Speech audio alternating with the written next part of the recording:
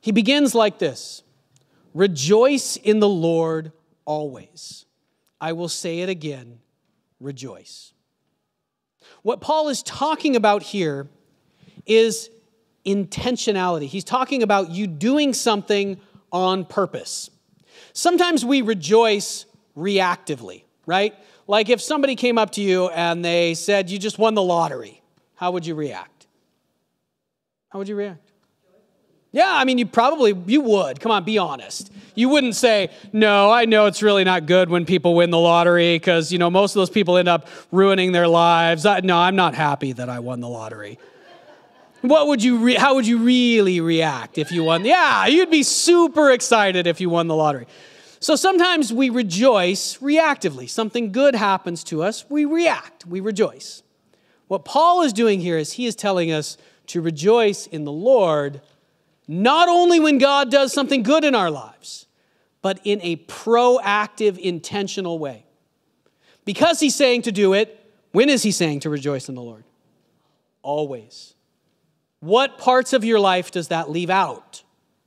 None of them, right? So that means to do that. So if we imagine what he's got in mind, the vision that Paul has here, you're going to rejoice when good things are happening to you, right? You're also going to rejoice when bad things are happening to you. When the worst thing in your life just happened.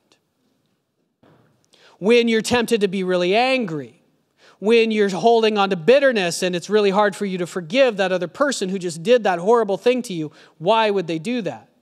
When things didn't work out the way you thought they were going to work out. When you knew how things should go, but God did something else. You're going to choose to rejoice in those moments. That is what Paul is saying.